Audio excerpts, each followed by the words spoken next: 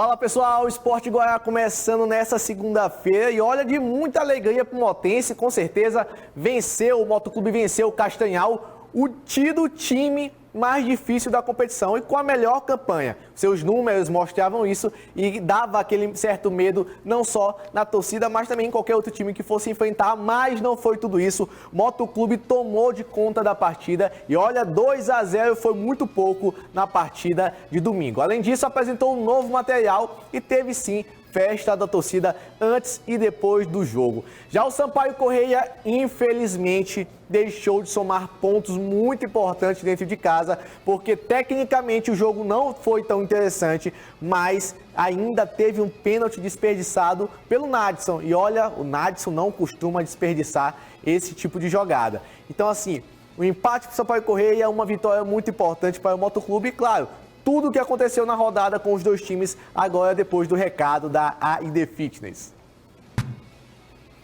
Você conhece a AID Fitness?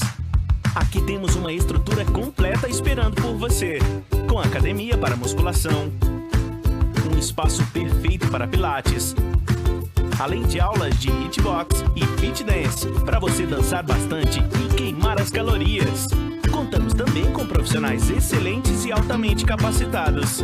Marque já sua aula experimental conosco. WhatsApp 99199-9131. E olha, vamos começar falando do Sampaio Corrêa. O Sampaio Corrêa jogou no sábado, numa hora diferente, normalmente é pela noite, mas no sábado passado foi pela tarde, às 4h30 da tarde. Tadeu Nunes, logo boa tarde para Tadeu Nunes, estava lá presente naquele... o que eu imaginei que seria um belo jogo de futebol, mas tecnicamente nos decepcionou. Ainda mais pelo resultado e pelo pênalti perdido do Sampaio. Boa tarde, Galdense. Boa tarde a todos que nos acompanham. Realmente, nos decepcionou porque nós esperávamos uma vitória do Sampaio Corrêa. Nós sabíamos que o jogo seria difícil, sabíamos que o time do Operário não iria se abrir como muitos imaginavam. O Sampaio Corrêa não conseguiu furar aquele bloqueio do time do Operário. Víamos claramente duas linhas de 4, 2 jogadores na frente para tentar pressionar até no meio de campo a saída de bola do Sampaio Corrêa. O Sampaio Corrêa conseguiu até ter volume de jogo. No meio de campo foi uma partida muito truncada, mas os jogadores pelo lado direito, o Adson, e pela esquerda o Matheus Massarenha, conseguiram ainda dar algum volume de jogo. Me chama a atenção a boa mobilidade no meu ponto de vista do Eloy. O Eloy foi um cara que conseguiu mais ditar o ritmo do meio de campo Sampaio Corrêa. No final, no início ali dos 10 minutos do segundo tempo, um pênalti claro para o time Sampaio Corrêa. Foi assinalado o pênalti e na batida o Nadson bateu bem o pênalti, bateu de chapa, mas infelizmente não bateu bem, tirou um pouco do que era necessário, a bola saiu e por isso o Sampaio Corrêa não conseguiu uma vitória que deixava o Sampaio ali na porta do G4, né? Isso acontece, agora o Sampaio Corrêa vai ter que no próximo jogo demonstrar força, ver quem tem condição de jogo e esquecer esse jogo. Mas teve erros que poderão ser corrigidos. O Sampaio Corrêa não conseguiu furar o bloqueio do time adversário. Isso também demonstra que toda vez que você vai propor o jogo, você vai ter que precisar ter triangulações, né? As triangulações pelo lado, isso aí dificulta o setor defensivo do adversário. Faltou mais triangulações do Sampaio Corrêa, deixar mais aquele jogador no 1 contra 1 e vir para a triangulação. Mas melhor do que só ouvir Tadeu falando, vamos ver como foi essa partida e a Mariane Dias fala pra gente como é que foi. Sampaio Corrêa e Operário ficaram no 0-0 no último sábado pela 23ª rodada da segundona. O resultado não favoreceu ninguém e deixou os times um pouco mais distante do G4.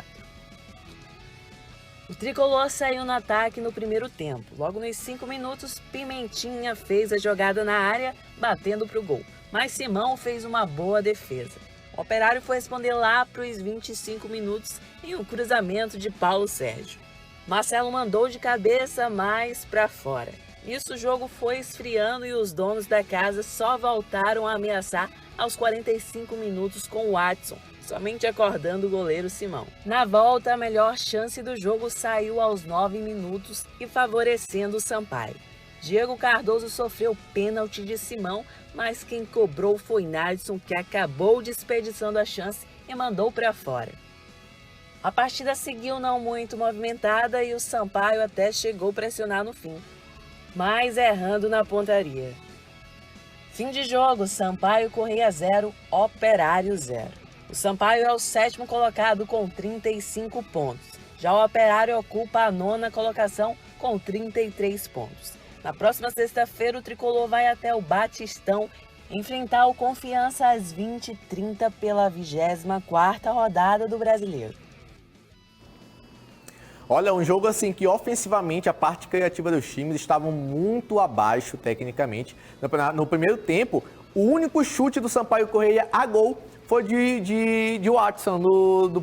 Aos 40 minutos do primeiro tempo ainda, conseguiu chutar uma bola de fora da área ali, mas fora isso, nada que levasse muito perigo ao gol adversário. É um jogo em que a gente imaginasse que poderia ser um pouco mais equilibrado, mas com um bom futebol, né? Um futebol em alta, muito mais ativo e reativo. Infelizmente, a gente ficou vendo uma partida de futebol com uma falta de criatividade e uma aparente falta de vontade. Eu não sei se foi muito respeito de um lado, dos dois lados das equipes.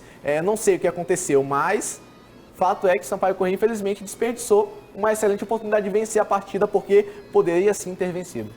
A oportunidade foi naquele pênalti, na bola parada. Você vê o time do Operário chegando, com o Paulo Sérgio, o Marcelo, que ali guardando as devidas proporções, é mais ou menos o que se esperava que o Daniel Costa poderia fazer. Exatamente. Com a camisa do Sampaio Corrêa.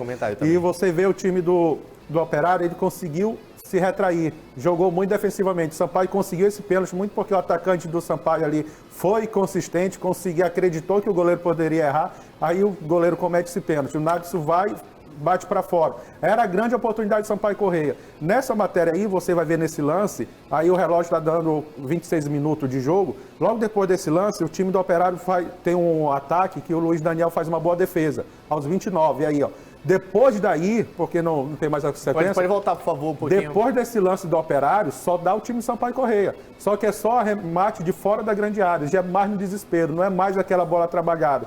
Então, dos 30 minutos em diante, o Sampaio Corrêa ali alugou o campo defensivo do Operário, mas faltou o que eu falei agora há pouco, né? Faltou a aproximação do jogador de frente, o jogador de trás chegando ali para clarear mais as jogadas, faltou também triangulação do time do Sampaio Corrêa. Não foi um mau jogo. O resultado foi ruim? Foi. Por quê? Porque o pênalti caracteriza, né, a sensação, poxa, poderíamos ter vencido. Nós não foi um mau jogo. O Sampaio já teve jogos piores. O Sampaio está numa crescente. Infelizmente, esses acidentes acontecem e isso deixa o torcedor chateado. Mas você não vai vencer toda vez. E essa Série B é um campeonato muito equilibrado. E já na sexta-feira o Sampaio tem amplas oportunidades ou possibilidade de vencer o jogo. Uma vez que o Confiança não vem numa boa fase, vai querer sair para o jogo, aí sim, aí é o Sampaio que a gente costuma ver. É o Sampaio no contra-ataque, é um Sampaio mais letal. Esse foi aquele famoso jogo do empate amargo, né? Um empate dentro de casa com possibilidade de vitória que infelizmente não se concretizou. O técnico do Operário conversou com a gente, né? O Matheus, falando o que aconteceu nessa partida, porque inclusive ele também não gostou do desempenho tático da sua equipe. Claro que, em circunstâncias do momento, era importante essa vitória, mas fora de casa você tem que sempre estar pontuando, né? Hoje já passamos uma posição com esse empate. Então, é valorizar o empate. O grande problema não foi esse empate de hoje, foi algumas derrotas que aconteceram, mas nós temos que valorizar esse ponto fora de casa, nós temos jogos em sequência fora de casa. Hoje era um confronto direto, nós pontuamos e não deixamos o adversário escapar na classificação, então manteve-se igual. E nós criamos hoje oportunidades para fazer gol, infelizmente esse gol não saiu. Se a gente parar para analisar, eu aproximadamente um ano aqui, fizemos um segundo turno com muitos gols, o Paranaense com o melhor ataque, Copa do Brasil, 2 jogos, fizemos 4 gols. Na Série B, infelizmente, a gente está conseguindo manter esse ataque positivo que nós tínhamos, em virtude de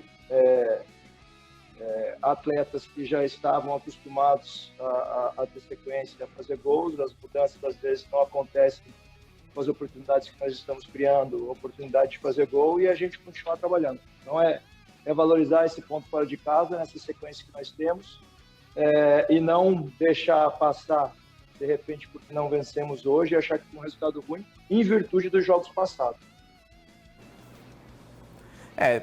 Infelizmente, né, a situação do time adversário do Sampaio Corrêa é um pouco mais delicada porque vinha de 2 derrotas e agora um empate. Já o Sampaio Corrêa não vinha desses tantos resultados negativos. É por isso que a forma de jogo, a proposta do Operário foi não arriscar, foi se defender. E mesmo assim ainda criou possibilidades reais de gol. O Luiz Daniel fez uma boa defesa, o Marcelo cabeceou uma bola para fora. E o time Sampaio Corrêa, que vem numa boa fase, né, em relação ao time do Operário, que vinha de 2 derrotas seguidas, uma em casa. Então era um jogo que eles não poderiam perder. 1 ponto para o time do Operário aqui foi uma vitória. E esse ponto conquistado pelo Sampaio Corrêa, para muitos, como você bem falou, é um gosto amargo. Mas Sampaio Corrêa ainda está na briga, está em sétimo lugar e tem plenas condições de chegar ao G4. É continuar nessa pegada, não perder pontos que poderiam ser fáceis e pontuando o mais rápido possível. A gente consegue ver aqui na tabela de classificação, subiu uma posição, né? O Sampaio estava na 8ª colocação e o Operário na 10ª. Agora o adversário está na 9ª e o Sampaio Corrêa foi para a 7ª colocação.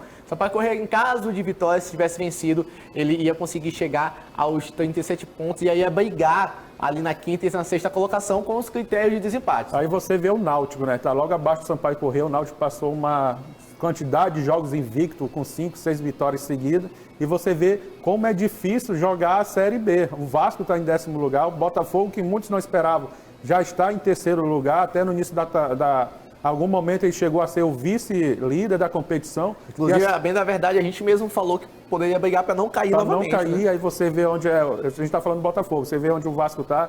O Remo também é um time que não está conseguindo se manter ali numa regularidade, perde jogos em casa, vence fora. Essa é a dificuldade. Aí vale lembrar que na Série B nunca houve, até mesmo porque o time que é campeão ele tem o acesso, mas você não consegue, antes disso, ver um time que consegue estar ali na mesma posição ou conseguir vencer a Série B esse ano, subiu para a Série A e no outro ano, quando caiu, não foi campeão. Então, vamos dizer assim, não consegue ser campeão em 2 ou 3 anos, numa diferença de 2, 3 anos. A gente vai para um rápido intervalo e na volta tem tudo sobre o jogo do Motoclube de São Luís, que foi uma excelente partida. Teve uniforme novo, teve torcida ao redor do estádio festejando, né? Ali, afinal de contas, é mata-mata e qualquer ajuda, qualquer auxílio é muito bem-vindo. Então, festejar na chegada dos jogadores, inclusive depois da partida da vitória por 2-0 do Motoclube. Olha, os 2 jogadores que haviam discutido há uma semana e meia atrás fizeram a dobradinha campeã do Motoclube. Márcio Diogo e Ted Love.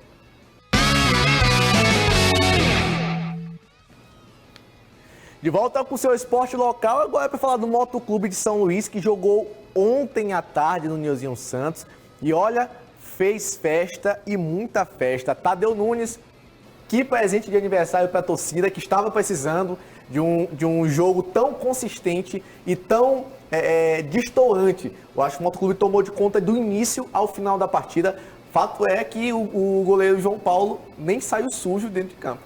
Realmente a gente até falava, né? Qual Motoclube vai enfrentar o time do Castanhal? É aquele do primeiro tempo contra o Juventude? É aquele que jogou contra o Paragominas aqui? Realmente foi outro moto, foi outro time, né? Parecia que eram outros jogadores, né? Pela atitude, por tudo aquilo que os jogadores conseguiram entender, o peso da camisa, como que o moto joga. Joga na técnica, joga, mas também joga na raça, joga na imposição. Quando não dá para vestir a camisa da técnica, veste a da raça. Então, todos esses ingredientes culminaram numa vitória do moto. Uma vitória expressiva porque o adversário é assim qualificado e é um adversário que se credenciou a chegar nessa fase de mata-mata como o melhor time da competição. Por isso tudo valorizou muito a vitória motense. E a Mariane Dias traz pra gente como é que foi o raio-x dessa tarde muito iluminada de Márcio Diogo e Ted Love juntos fazendo aquela dobradinha campeã. O rubro-negro de São Luís entrou em campo com um novo uniforme inspirado em 1937, o ano de sua fundação. Para ser mais exata, 13 de setembro de 1937. E é isso aí, é hoje dia de festa para a torcida motense. O gigante da Fabil tinha como missão comemorar os 84 anos ganhando em casa. A torcida fez o seu papel e recepcionou o time na entrada do estádio com muita alegria e confiança no clube.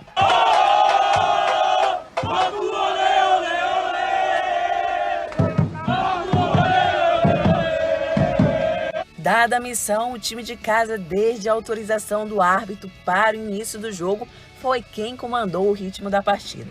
Criou oportunidades e chegou mais no ataque. Aos 23 minutos, Ted Love aproveitou o lance de uma falta em Diego Renan e avançou, deixando Márcio Diogo livre para fazer o primeiro da partida. Menos de 10 minutos depois, Márcio Diogo fez questão de retribuir a assistência. Pela esquerda avançou até a grande área, deixando o goleiro do Castanhal no chão e abrindo o caminho para Ted Love marcar o segundo do Papão.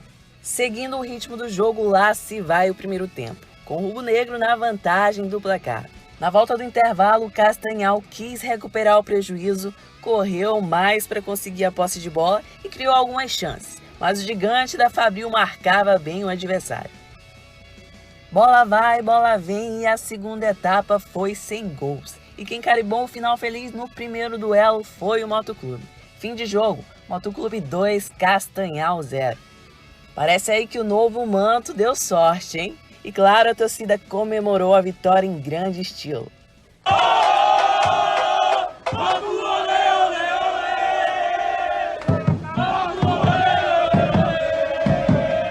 Márcio Diogo, autor do primeiro gol e assistente do segundo, comenta que todo o esforço é em prol do time.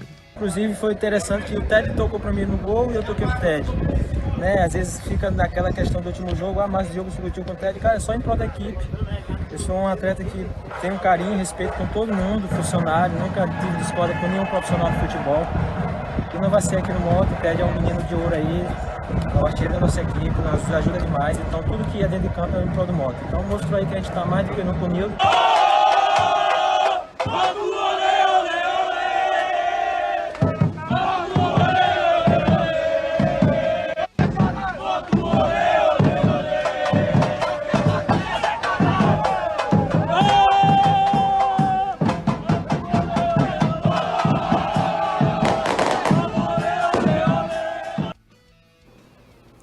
Rapaz, festa bonita, há muito tempo a gente não via a torcida do Moto tão feliz como ontem, né? Também é aquela coisa véspera de aniversário do Motoclube. Hoje, inclusive, o Motoclube está completando 84 anos de existência, de fundação, de muitos feitos gloriosos, como o seu próprio hino comenta, mas também muita fibra e garra, porque do Motoclube é disso que a gente pode esperar. Então eu acho que a vitória de ontem foi extremamente consistente e importante, porque a gente vinha falando e eu vinha comentando com o Tadeu durante a semana. Tadeu, o Castanhal tem números muito expressivos, são números que podem assustar um adversário, afinal de contas são 14 jogos sem conhecer o que é derrota, nem em casa e nem fora de casa. Mas eu também comentei, mas vai jogar contra o Motoclube do Nilzinho Santos e o parâmetro de grupo, né, dos dois era bem diferente, né? E a gente viu que o grupo do Motoclube fez com que o Motoclube se formasse um time muito mais forte. O parâmetro é diferente, né? A camisa, os pesos das camisas são diferentes. O Moto é mais acostumado com o título que o próprio Castanhal, né, no seu estado. E o Moto fez por merecer uma vitória. Me chama a atenção a atuação do árbitro, aí eu vou ter que falar. Se o Moto não faz esse 1-0, o Moto ficaria prejudicado porque foi pênalti no Henrique. Aí o Ted Love na sobra conseguiu fazer uma boa jogada. Nesse lance bem aí foi pênalti no Henrique. Logo depois, antes do 2-0, houve outro pênalti no Henrique também, esse mais escandaloso o árbitro não deu. O Moto não só venceu o Castanhal, como passou por cima também da falta de capacidade do árbitro, da incompetência do árbitro. Então foi uma vitória sobre o melhor time da Série D e sobre o árbitro central. Não estou falando dos auxiliares, estou falando do árbitro central. O Moto se credenciou, fez uma boa partida. Aí o Márcio Diogo, excelente jogador, um cara extraordinário fora de campo, é um cara de grupo, um cara que sempre tenta deixar o grupo unido. Quando você contrata o Márcio Diogo para o time, você não está contratando só um meio habilidoso, você está trazendo um cara do bem, um homem de fato, que sempre ajuda seu elenco, sempre ajuda os companheiros. Então isso é muito bom para um grupo, para um clube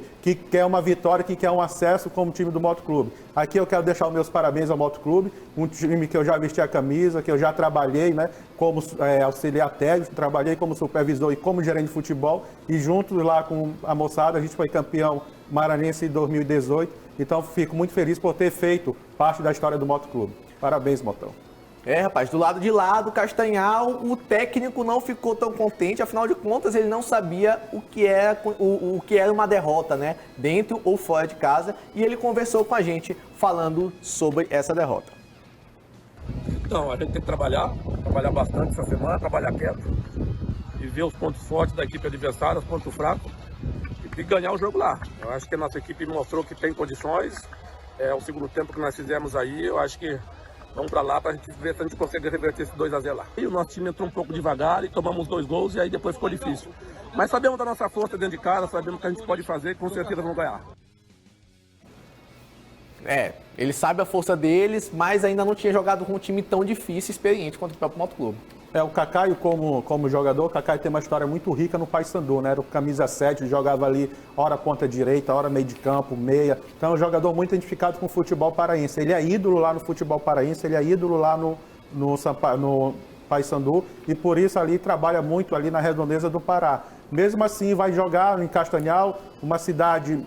Por isso que o nome é Modelão do estádio, que eles chamam que é uma cidade modelo, lá tem um Cristo Redentor também, e é muito quente, mas por isso o Motoclube também é acostumado, porque joga aqui às 15h30, para mim é um horário assim desleal para os atletas, né? Deixa os atletas, você vê ali no final do jogo, os caras mesmo entregando tudo, saem mais cansados do que o normal, porque a lua nesse horário 3h30 prejudica tanto o Motoclube como o seu adversário. Mas a força do Moto fez prevalecer. E 2-0 foi pouco. Além do pênalti, o Moto jogou muita bola no segundo tempo. Se tivesse caprichado naquele último passe, sairia com 4-5-0 sem problema nenhum. Agora é jogar a responsabilidade para o Castanhal e jogar com a inteligência lá em Castanhal e sair de lá classificado.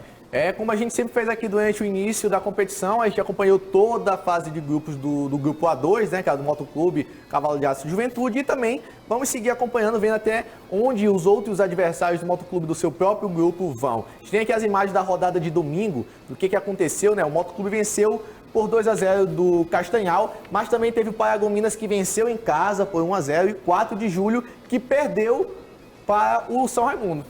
O 4 de julho, que era no início da competição, era aquele bicho papão, porque fez aquele jogo na Copa do Brasil contra o São Paulo, aquele primeiro jogo lá em Teresina, e já começou perdendo. Aí a gente fala, como é difícil jogar uma Série D, né? A Série D é muito complicada, por isso que o Moto precisa sair dessa Série D urgente. Aí também tem uma partida apenas hoje, o Guarani de Sobral só joga hoje contra o seu adversário. A gente também tem aqui, se a gente tiver, por favor, a gente pode colocar a rodada de hoje. O Guarani de Sobral vai encarar o Galvez. É um jogo mais difícil, mais equilibrado, Tadeu, a partir das 5 horas da tarde. Né? É um time que se classificou também ali entre o 3º e 4º lugar no seu grupo. O Guarani, pelo que jogou no grupo do Moto, é o favorito. Mas no mata-mata, acabou essa história de favorito, acabou quem fez mais campanha. O mata-mata é outro campeonato, é quem errar menos vai conseguir se classificar. Pessoal, o Esporte Goiás vai ficando hoje por aqui. Muitas informações do Motoclube. Mais uma vez, parabéns pelos 84 anos de muita tradição, muita fibra, muita garra, muitas alegrias da torcida. A gente sabe que ser torcedor motense é se apegar muito à fé e passar, sim, por dificuldade dentro e fora de campo, mas talvez seja isso que faça com que a torcida e o seu torcedor seja tão ligado às raízes e se identificar tanto com o Motoclube. Então fiquem com um videozinho do hino do Motoclube, com a comemoração que há muito tempo a gente não vê da torcida também do Motoclube ali à beira do estádio. Até amanhã.